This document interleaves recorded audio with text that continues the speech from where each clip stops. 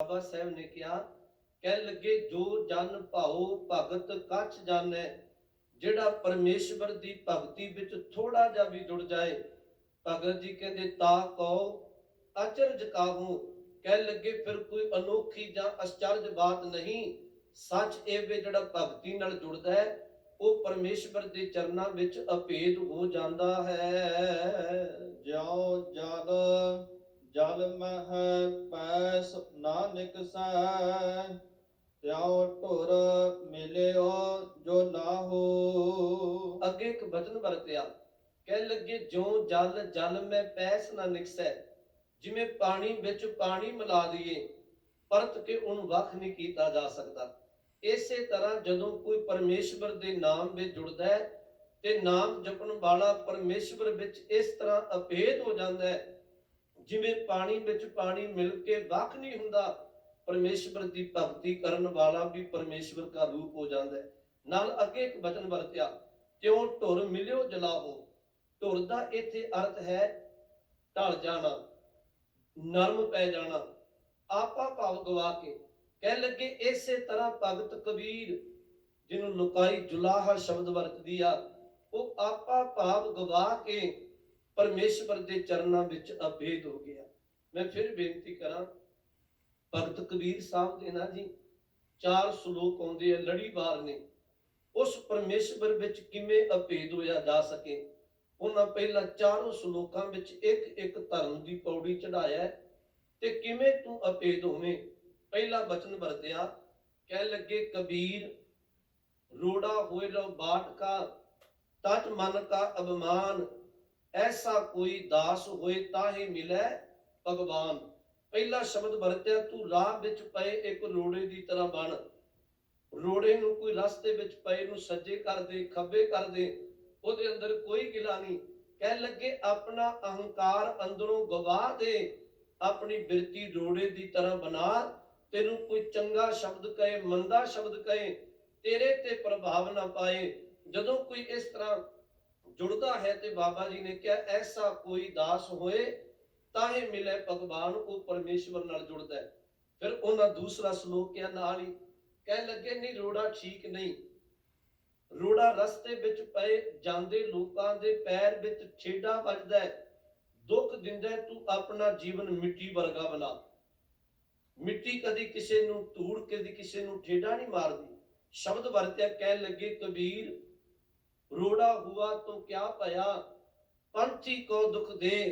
ਐਸਾ ਤੇਰਾ ਦਾਸ ਹੈ ਜਿਉ ਧਰਨੀ ਮੈਂ ਖੇ।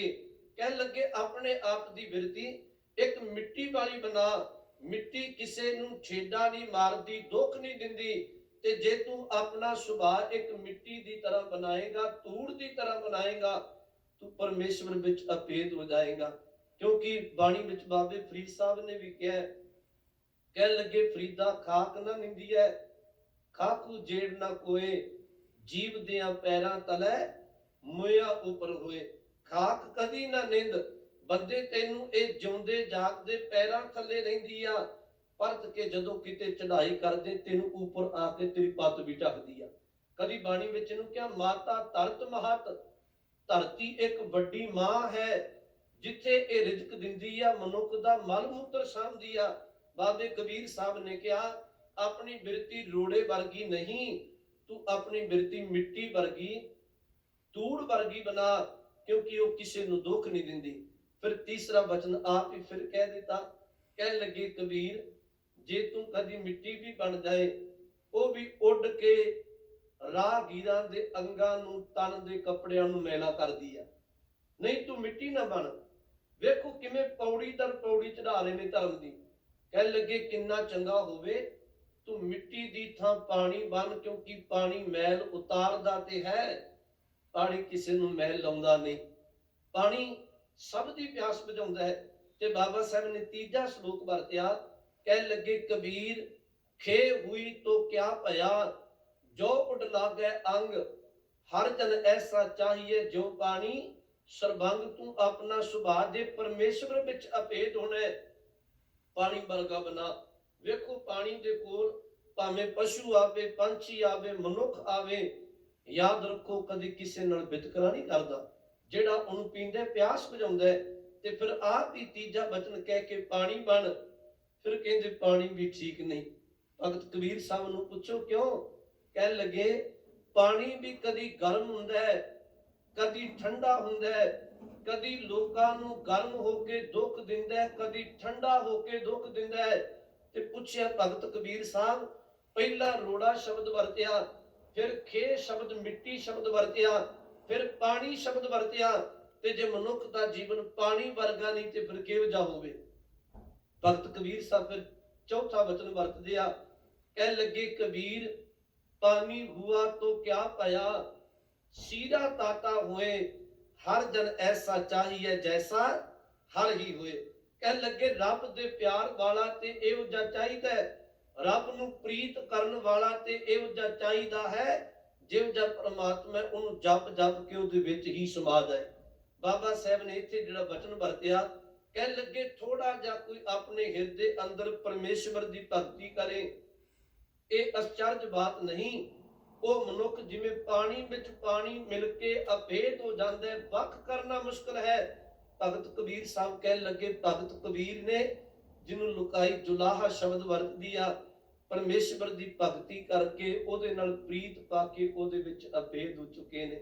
ਭਗਤ ਕਬੀਰ ਸਾਹਿਬ ਦੇ ਮੈਂ ਬਚਨ ਤੁਹਾਨੂੰ ਹੋਰ ਕਹਾ, ਭਗਤ ਸਾਹਿਬ ਨੇ ਤੇ ਇੱਥੋਂ ਤੱਕ ਕਿਹਾ ਸੀ, ਭਗਤ ਜੀ ਨੂੰ ਕਿਹਾ ਭਗਤ ਜੀ ਲੋਕ ਤੁਹਾਨੂੰ ਨਿੰਦਦੇ ਆ, ਨਿੰਦਿਆ ਕਰਦੇ ਆ।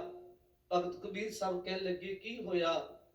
ਭਗਤ ਕਬੀਰ ਸਾਹਿਬ ਕਹਿੰਦੇ ਕਬੀਰ ਲੋਕ ਕੇ ਨਿੰਦੈ ਬਪੜਾ, ਜੈ ਮਨ ਨਾਹੀ ਗਿਆਨ, ਰਾਮ ਕਬੀਰਾ ਰਵ ਰਹੇ ਅਵਰ ਤਜੇ ਸਭ ਕਾਮ। ਲੋਕ ਕੀ ਨਿੰਦਿਆ ਕਰਨਗੇ, ਸਾਚੇ ਕਬੀਰ ਤੇ ਰਾਮ ਇੱਕ ਹੋ ਗਿਆ। ਕਬੀਰ ਪਰਮੇਸ਼ਵਰ ਵਿੱਚ ਅਭੇਦ ਹੋ ਗਿਆ। ਇੱਥੇ ਬਚਨ ਵਰਤਿਆ ਜੋ ਜਲ ਜਲ ਮੈਂ ਪੈਸ ਨਾ ਨਿਕਸੈ, ਜਿਵੇਂ ਪਾਣੀ ਪਾਣੀ ਵਿੱਚ ਰਲ ਜਾਏ ਪਰਤ ਕੇ ਵੱਖ ਨਹੀਂ ਹੁੰਦਾ, ਇਸੇ ਤਰ੍ਹਾਂ ਤਿਉਂ ਢੁਰ ਮਿਲਿਓ ਜਲਾਹੋਂ। ਇਸੇ ਤਰ੍ਹਾਂ ਕਬੀਰ ਨੇ ਆਪਾ ਭਾਵ ਗਵਾ ਕੇ ਕਬੀਰ ਜੁਲਾਹਾ ਪਰਮੇਸ਼ਵਰ ਵਿੱਚ ਅਭੇਦ ਹੋ ਚੁੱਕਾ ਹੈ। ਹਰ ਕੇ ਲੋਗਾ ਮੈਂ ਤਾਂ ਮਤ ਕਾ ਭੂਰਾ। ਰਹਾਉ ਵਾਲੀ ਤੁਕ ਤੋਂ ਪਹਿਲਾਂ ਸ਼ਬਦ ਵਰਤਦੇ ਆ, ਕਹਿ ਲੱਗੇ ਹਰ ਕੇ ਲੋਗਾ, हे ਪ੍ਰਮਾਤਮਾ ਦੇ ਲੋਗੋ, ਮੈਂ ਤੋਂ ਮਤ ਕਾ ਭੂਰਾ। ਭੂਰਾ ਦਾ ਇੱਥੇ ਅਰਥ ਭੋਲਾ। ਕਹਿ ਲੱਗੇ ਮੈਂ ਤੇ ਭੋਲਾ ਜਿਹਾ, ਸਿੱਧਾ ਜਿਹਾ, ਮੈਨੂੰ ਕੋਈ ਬਹੁਤੀ ਮਤ ਨਹੀਂ। ਇਹ ਸ਼ਬਦ ਤਾਂ ਕਹਿ ਰਹੇ ਨੇ, ਮੈਂ ਇੱਕ ਬੇਨਤੀ ਪਹਿਲਾਂ ਹੀ ਆਪ ਜੀ ਨੂੰ ਕਹਿ ਰਿਹਾ, ਅੱਗੇ ਸ਼ਬਦ ਆਉਣਗੇ। ਅਸਲ ਵਿੱਚ ਕਾਸ਼ੀ ਤੇ ਮਗਹਰ ਦੋ ਸ਼ਹਿਰ ਨੇ ਜਿਹਦੀ ਗਾਥਾ ਮਾਰ ਅੱਗੇ ਕਹਿਣਗੇ, ਇਹ ਥੋੜਾ ਧਿਆਨ ਨਾਲ ਸੁਣਿਓ।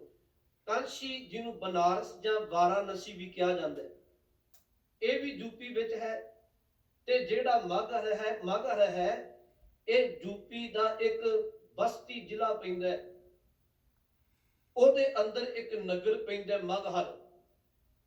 ਲੋਕਾਈ ਦੀ ਇੱਕ ਇਹ ਵਿਉਂਤਬੰਦੀ ਜਾਂ ਇੱਕ ਮਤ ਪ੍ਰਚਲਿਤ ਕੀਤਾ ਹੋਇਆ ਸੀ ਕਿ ਕੋਈ ਬੰਦਾ ਸਾਰੀ ਜ਼ਿੰਦਗੀ ਚੰਗੇ ਕਰਮ ਕਰੇ, ਧਰਮ ਕਮਾਵੇ, ਬੰਦਗੀ ਕਰੇ, ਕਰਮ ਚੰਗੇ ਕਰੇ, ਪਰ ਜੇ ਮਰਨ ਵੇਲੇ ਅੰਤਲਾ ਸਮਾਂ ਮਗਹਰ ਆ ਗਿਆ ਨਾ ਉਹਦਾ, ਉਹ ਬੰਦਾ ਖੋਤੇ ਦੀ ਗਧੇ ਦੀ ਜੂਨ ਵਿੱਚ ਪਏਗਾ।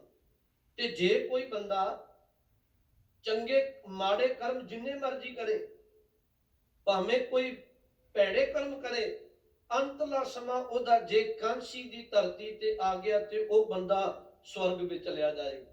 ਇਹ ਮਤ ਪ੍ਰਚਲਿਤ ਸੀ। ਤੇ ਭਗਤ ਕਬੀਰ ਸਾਹਿਬ ਜਿਹੜਾ ਇੱਥੇ ਬਚਨ ਕਹਿੰਦੇ ਆ, ਕਹਿਣ ਲੱਗੇ ਹਰ ਕੇ ਲੋਗਾ ਮੈਂ ਤੋਂ ਮਤ ਕਾ ਭੂਰਾ।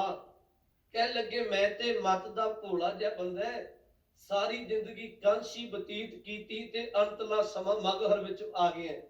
ਜੇ ਮੈਂ ਸਿਆਣਾ ਹੁੰਦਾ ਤੁਹਾਡੇ ਮੁਤਾਬਕ, ਉਹਨਾਂ ਦੇ ਮੁਤਾਬਕ, ਫਿਰ ਮੈਂ ਕਾਂਸੀ ਕਿਉਂ ਛੱਡਦਾ? ਉਹ ਕਹਿਣ ਲੱਗੇ ਮੈਂ ਤੇ ਭੋਲਾ ਜਿਹਾ ਬੰਦਾ ਹੈ, ਮੈਂ ਤੇ ਕਾਂਸੀ ਵਿੱਚ ਸਾਰੀ ਜ਼ਿੰਦਗੀ ਬਨਾਰਸ ਰਿਹਾ ਤੇ ਕਬੀਰ ਅੰਤ ਵੇਲੇ ਮਗਹਰ ਆ ਗਿਆ, ਮੈਂ ਭੋਲਾ ਜਿਹਾ ਮਨੁੱਖ ਵਾਂ। ਜੋ ਤਨ ਕਾਸੀ ਤਜਹ ਕਬੀਰਾ, ਰਮਈਆ ਕਹਾ ਨੇ ਹੋਰਾ। ਹੁਣ ਇੱਥੇ ਜ਼ਿਕਰ ਕਰ ਦਿੱਤਾ ਜੋ ਤਨ ਕਾਸੀ ਤਜਹ ਕਬੀਰਾ। ਜਦੋਂ ਭਗਤ ਕਬੀਰ ਸਾਹਿਬ ਜੀ ਕਾਂਸੀ ਤਜ ਛੱਡ ਦਿੰਦੇ ਆ, ਕਹਿ ਲੱਗੇ ਜੇ ਭਗਤ ਕਬੀਰ ਸਾਹਿਬ ਕਾਂਸੀ ਛੱਡ ਕੇ ਮਗਰ ਆਉਂਦਾ ਹੈ, ਤੇ ਫਿਰ ਵਚਨ ਵਰਤਿਆ ਰਮਈਆ ਕਹਾ ਨਿਹੋਰਾ।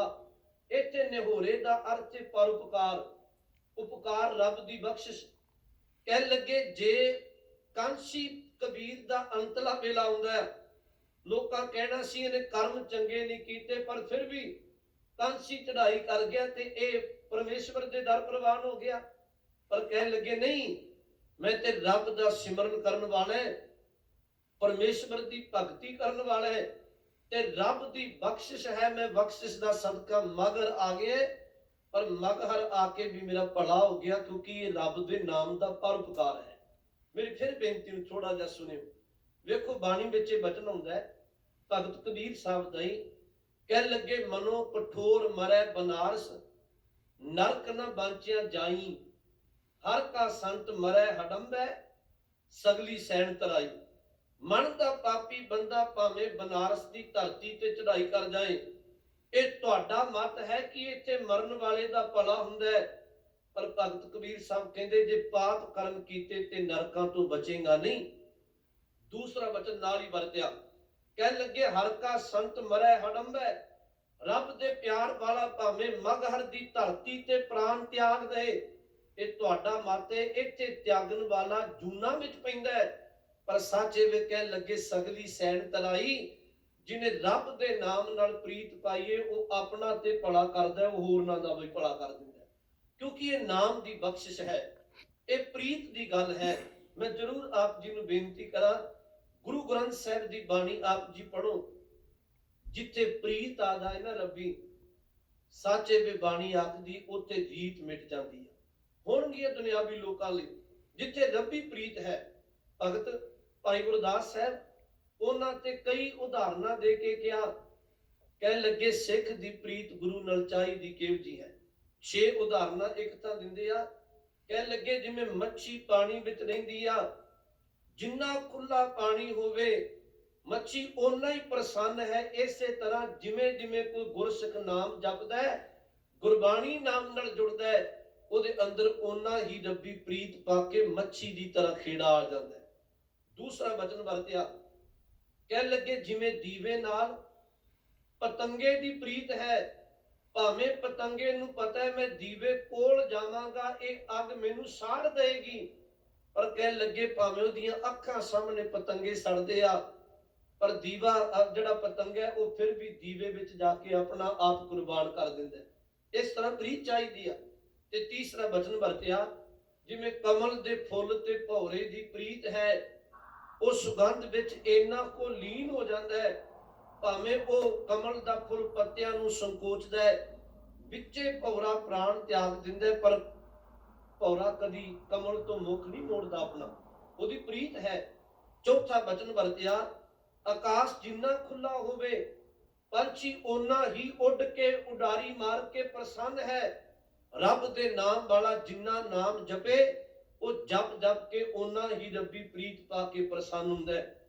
ਪੰਜਵਾਂ ਵਚਨ ਵਰਤਿਆ, ਕਹਿ ਲੱਗੇ ਆਕਾਸ਼ ਵਿੱਚ ਬੱਦਲ ਬਣ ਜਾਣ, ਘਟਾ ਘਨ ਘੋਰ ਹੋਵੇ, ਤੇ ਮੋਰ ਤੇ ਬਬੀਹੇ ਪਹਿਲਾਂ ਪਾਉਂਦੇ ਆ।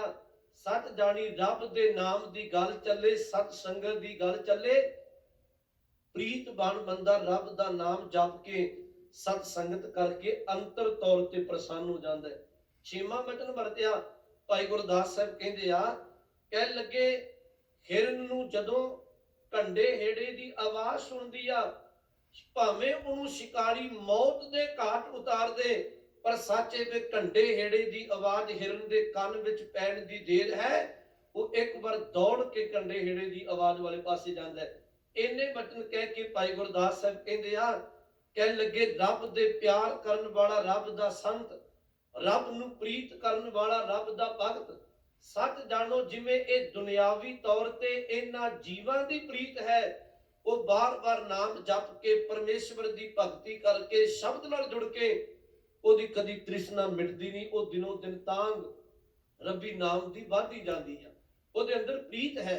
ਭਾਈ ਗੁਰਦਾਸ ਸਾਹਿਬ ਦਾ ਬਚਨ ਹੁੰਦਾ ਹੈ, ਕਹਿ ਲੱਗੇ ਸਲਲ ਨਿਵਾਸ ਜੈਸੇ ਮੀਨ ਕੀ ਨਾ ਘਟੈ ਰੁਚ, दीपक प्रकाश कटै प्रीत न पतंग की, कुसुम सुवास जैसे तृप्त न मधुप को, ਉਡਤ ਆਕਾਸ਼ ਆਸ ਘਟੈ ਨ ਬਿਹੰਗ ਕੀ। ਸ਼ਬਦ ਵਰਤਿਆ ਘਟਾ ਕੰਨ ਘੋਰ ਮੋਰ ਚਾਤਰ ਖਰੀਦੈ ਉਲਾਸ। ਨਾਦ ਬਾਦ ਸੁਨ ਰਤ ਘਟੈ ਨ ਕੁਰੰਗ ਕੀ। ਤੈਸੇ ਪ੍ਰੈ ਪ੍ਰੇਮ ਰਸ ਰਸ ਕਰ ਰਸਾਲ ਸੰਤ। ਕਹਿ ਲਗੇ ਇਸੇ ਤਰ੍ਹਾਂ ਘਟਤ ਨਾ ਤ੍ਰਿਸ਼ਨਾ ਪ੍ਰਬਲ ਅੰਗ ਅੰਗ ਕੀ। ਇਹਨੂੰ ਬਾਬਾ ਕਬੀਰ ਸਾਹਿਬ ਕਹਿ ਰਹੇ ਨੇ। ਕਹਿਣ ਲੱਗੇ ਜਦੋਂ ਕਿਸੇ ਦੀ ਨਾਮ ਨਾਲ ਪ੍ਰੀਤ ਪਏ, ਗੁਰੂ ਨਾਲ ਪ੍ਰੀਤ ਪਏ, ਤਾਂ ਆਪ ਜੀ ਗੁਰ ਇਤਿਹਾਸ ਵਿੱਚੋਂ ਪੜੋ। ਗਿਆਨੀ ਅਰਜਨ ਸਿੰਘ ਜੀ ਨੇ ਏਕ ਓਟ ਏਕੋ ਆਧਾਰ ਪੁਸਤਕ ਵਿੱਚ ਜ਼ਿਕਰ ਕੀਤਾ ਹੈ, ਜਦੋਂ ਕੋਈ ਗੁਰੂ ਨੂੰ ਅੰਦਰੋਂ ਚੇਤਾ ਕਰਕੇ ਪ੍ਰੀਤ ਕਰਦਾ ਹੈ ਨਾ। ਆ ਕਲਗੀਧਰ ਜੀ ਦੇ ਦਿਹਾੜੇ ਆ ਰਹੇ ਨੇ, ਅੱਗੇ ਪ੍ਰਕਾਸ਼ ਪੁਰਬ ਵੀ ਆ ਰਿਹਾ ਤੇ ਉਹ ਦਿਨ ਵੀ ਆ ਰਹੇ ਨੇ ਜਿਨ੍ਹਾਂ ਦਿਨਾਂ ਵਿੱਚ ਬੇਅੰਤ ਸ਼ਹਾਦਤਾਂ ਹੋਣੀਆਂ। ਮੈਂ ਬੇਨਤੀ ਤਾਂ ਕਹਿ ਲੱਗਿਆ, ਕਲਗੀਧਰ ਪਾਤਸ਼ਾਹ ਮਹਾਰਾਜ ਦੇ ਕੋਲ ਇੱਕ ਦਿਨ ਦਰਬਾਰ ਸਜਿਆ ਆਨੰਦਪੁਰ ਸਾਹਿਬ ਦੀ ਧਰਤੀ ਤੇ ਇੱਕ ਜਥਾ ਆਇਆ। ਵੇਖੋ ਗੁਰੂ ਪ੍ਰੀਤ ਕਿਵੇਂ ਜਾਣਦਾ। ਜਥੇ ਦੇ ਅੰਦਰ ਇੱਕ ਨਿੱਕੀ ਜੀ ਉਮਰ ਦੀ ਬੱਚੀ ਉਹ ਜਥੇ ਦੇ ਵਿੱਚ ਸ਼ਾਮਲ ਹੋ ਕੇ ਆਈ। ਉਂਝ ਬਾਹਰੀ ਤੌਰ ਤੇ ਉਹ ਯਤੀਮ ਹੈ, ਉਹਦੇ ਮਾਂ-ਬਾਪ ਕੋਈ ਨਹੀਂ, ਪਰ ਉਹਦੇ ਅੰਦਰ ਇੱਕ ਇੰਨੀ ਪ੍ਰੀਤ ਹੈ, ਅੰਦਰ ਇੰਨੀ ਇੱਕ ਲਾਲਸਾ ਹੈ ਕਿ ਗੁਰੂ ਕਲਗੀਧਰ ਜੀ ਨੂੰ ਜਦੋਂ ਮੈਂ ਨਮਸਕਾਰ ਕਰਾਂ, ਸਤਿਗੁਰੂ ਮੈਨੂੰ ਬੁਲਾ ਕੇ ਕਹਿਣ ਕਿ ਤੂੰ ਮੇਰੀ ਧੀ ਹੈ, ਤੂੰ ਮੇਰੀ ਬੇਟੀ ਹੈ। ਨਿੱਕੀ ਜੀ ਬੱਚੀ ਦੀ ਪ੍ਰੀਤ ਵੇਖੋ। ਇਤਿਹਾਸ ਹੈ ਕਿ ਜਥੇ ਨੇ ਨਮਸਕਾਰ ਕੀਤੀ ਤੇ ਸੰਗਤ ਵਿੱਚ ਬੈਠ ਗਏ। ਗੁਰੂ ਅੰਤਰਜਾਮੀ ਕਲਗੀਧਰ ਮਹਾਰਾਜ ਆਪਣੇ ਚੌਰ ਬਰਦਾਰ ਸਿੱਖ ਭਾਈ ਆਲਮ ਸਿੰਘ ਨੂੰ ਆਖਦੇ ਆ, ਆਲਮ ਸਿੰਘ ਉਹ ਥੰਮ ਕੋਲ ਬੈਠੀ ਹੋਈ ਬੱਚੀ ਨੂੰ ਉਠਾ ਕੇ ਲੈ ਕੇ ਆਵੋ। ਭਾਈ ਆਲਮ ਸਿੰਘ ਗਿਆ, ਬੜੇ ਪਿਆਰ ਨਾਲ ਉਹਨੇ ਨਿੱਕੜੀ ਜੀ ਬੱਚੀ ਨੂੰ ਥੰਮ ਕੋਲ ਬੈਠੀ ਨੂੰ ਉਠਾਇਆ ਤੇ ਗੁਰੂ ਕਲਗੀਧਰ ਜੀ ਦੇ ਕੋਲ ਜਦੋਂ ਆਈ ਬੱਚੀ, ਮਹਾਰਾਜ ਉਹਦੇ ਸੀਸ ਤੇ ਹੱਥ ਰੱਖਦੇ ਆ। ਕਲਗੀਧਰ ਮਹਾਰਾਜ ਇੱਕ ਬਚਨ ਆਖਦੇ ਆ, ਕਹਿਣ ਲੱਗੇ ਸੰਗਤ ਜੀ ਇਹ ਬੱਚੀ ਦੇ ਅੰਦਰ ਲਾਲਸਾ ਹੈ, ਇਹਦੇ ਅੰਦਰ ਇੱਕ ਪ੍ਰੀਤ ਹੈ, ਤਾਂਗ ਹੈ ਕਿ ਸਤਿਗੁਰੂ ਮੈਨੂੰ ਧੀ ਕਹਿ ਕੇ, ਬੇਟੀ ਕਹਿ ਕੇ ਪੁਕਾਰਨ। ਸਾਡੇ 4 ਪੁੱਤਰ ਨੇ, 4 ਸਾਹਿਬਜ਼ਾਦੇ। ਅੱਜ ਤੋਂ ਬਾਅਦ ਇਹ ਜਿੱਥੇ 4 ਪੁੱਤਰ ਨੇ ਉੱਥੇ ਮਹਾਰਾਜ ਕਹਿਣ ਲੱਗੇ ਇਹ ਬੱਚੀ ਸਾਡੀ ਧੀ ਹੈ, ਸਾਡੀ ਬੇਟੀ ਹੈ। ਮਹਾਰਾਜ ਪੁੱਛਦੇ ਆ ਸੰਗਤ ਅੰਦਰ, ਕਹਿਣ ਲੱਗੇ ਬੇਟਾ ਤੇਰਾ ਨਾਮ ਕੀ ਹੈ? ਉਸ ਬੱਚੀ ਨੇ ਕਿਹਾ ਸਤਿਗੁਰੂ ਮੇਰਾ ਨਾਮ ਹੈ ਬਸੰਤ, ਬੀਬੀ ਬਸੰਤ। ਗੁਰੂ ਕਲਗੀਧਰ ਜੀ ਨੇ ਰਸਨਾ ਤੋਂ ਬਚਨ ਕਿਹਾ, ਕਹਿਣ ਲੱਗੇ ਗੁਰੂ ਨਾਨਕ ਸਾਹਿਬ ਕਿਰਪਾ ਕਰਨਗੇ, ਵਕਤ ਆਏਗਾ ਤੈਨੂੰ ਸੰਗਤਾਂ ਨਮਸਕਾਰਾਂ ਕਰਨਗੀਆਂ, ਤੂੰ ਨਾਮ ਵਿੱਚ ਇੰਨਾ ਵਿੱਧ ਜਾਏਂਗੀ, ਬੰਦਗੀ ਵਿੱਚ ਇੰਨਾ ਪਰਪੱਕ ਹੋਏਗੀ, ਤੈਨੂੰ ਇਤਿਹਾਸ ਦੇ ਪੰਨਿਆਂ ਵਿੱਚ ਬਸੰਤ ਕੌਰ ਕਹਿ ਕੇ ਪੁਕਾਰਿਆ ਜਾਏਗਾ। ਉਸ ਬੱਚੀ ਨੇ ਬਾਅਦ ਵਿੱਚ ਅਮਰ ਦੀ ਦਾਤ ਲਈ, ਬਸੰਤ ਕੌਰ ਉਹਦਾ ਨਾਮ ਰੱਖਿਆ ਗਿਆ। ਮੈਂ ਬੇਨਤੀ ਕਹਿ ਰਿਹਾ ਪ੍ਰੀਤ ਕੀ ਹੈ, ਤੇ ਆਪ ਜੀ ਨੂੰ ਪਤਾ ਹੋਵੇ ਉਹਦਾ ਮਹੀਨਾ ਆ ਰਿਹਾ ਜਿਸ ਦਿਨ ਸਤਿਗੁਰੂ ਆਨੰਦਪੁਰ ਸਾਹਿਬ ਛੱਡਦੇ ਆ। ਮੁਗਲ ਤੇ ਪਹਾੜੀਏ ਕਸਮਾਂ ਖਾਂਦੇ ਆ, ਜਦੋਂ ਸਤਿਗੁਰੂ ਆਨੰਦਪੁਰ ਸਾਹਿਬ ਛੱਡਦੇ ਆ ਉਦੋਂ ਜਥੇ ਦੇ ਵਿੱਚ ਉਹ ਬੱਚੀ, ਉਹ ਬੀਬੀ ਬਸੰਤ ਕੌਰ ਵੀ ਸਤਿਗੁਰੂ ਦੇ ਨਾਲ ਸੀ। ਇਤਿਹਾਸ ਹੈ ਕਿ ਇੱਕ ਮੁਗਲ ਦੇ ਹੱਥ ਆ ਗਈ ਇਹ ਬੱਚੀ, ਜਥੇ ਵਿੱਚੋਂ ਵਿਛੜੀ ਕਿਉਂਕਿ ਕਾਲੀ ਬੋਲੀ ਰਾਤ ਸੀ, ਤੇ ਇੱਕ ਮੁਗਲ ਪਾਪੀ ਨੇ ਇਹਨੂੰ ਪਕੜਿਆ, ਆਪਣੇ ਘਰ ਲੈ ਗਿਆ ਤੇ ਉਹ ਆਪਣੀ ਬੇਗਮ ਬਣਾਉਣਾ ਚਾਹੁੰਦਾ ਹੈ। ਇਹਨੇ ਮਨ ਵਿੱਚੋਂ ਅਰਦਾਸ ਕੀਤੀ, ਕਲਗੀਧਰ ਪਾਤਸ਼ਾਹ ਮੈਂ ਕੇਵਲ ਤੇ ਕੇਵਲ ਤੁਹਾਨੂੰ ਪਿਤਾ ਬਣਾਇਆ ਹੈ, ਮੈਂ ਤੁਹਾਡੀ ਧੀ ਹਾਂ, ਕਿਰਪਾ ਕਰੀ ਮੇਰੀ ਪੱਤ ਦੀ ਰਖਵਾਲੀ ਕਰੀ, ਮੈਂ ਆਪਣੀ ਪੱਤ ਨੂੰ ਦਾਗ ਨਹੀਂ ਲੱਗਣ ਦੇਣਾ। ਤੇ ਆਪ ਜੀ ਨੂੰ ਪਤਾ ਹੋਵੇ ਇਹ ਬੱਚੀ ਬਸੰਤ ਕੌਰ, ਜ਼ਾਲਮ ਇਹਨੂੰ ਘਰ ਲੈ ਗਿਆ, ਉਸੇ ਜ਼ਾਲਮ ਦੀ ਤਲਵਾਰ ਖੋ ਕੇ ਪਹਿਲਾਂ ਇਸ ਬੱਚੀ ਨੇ ਉਸ ਜ਼ਾਲਮ ਨੂੰ ਮੌਤ ਦੇ ਘਾਟ ਉਤਾਰਿਆ, ਬਾਅਦ ਵਿੱਚ ਇਸ ਬੀਬੀ ਬਸੰਤ ਕੌਰ ਨੇ ਆਪਣੇ ਪੇਟ ਅੰਦਰ ਤਲਵਾਰ ਮਾਰ ਕੇ, ਕਿਉਂਕਿ ਮੈਂ ਗੁਰੂ ਦੇ ਦਰ ਇੱਜ਼ਤ ਪੱਤ ਮਰਿਆਦਾ ਨਾਲ ਜਾਣਾ ਹੈ, ਆਪਣੇ ਆਪ ਨੂੰ ਸ਼ਹੀਦ ਕਰ ਲਿਆ ਸੀ। ਅੱਜ ਵੀ ਇਤਿਹਾਸ ਵਿੱਚ ਇਹਨੂੰ ਸੰਗਤਾਂ ਨਮਸਕਾਰਾਂ ਕਰਦੀਆਂ।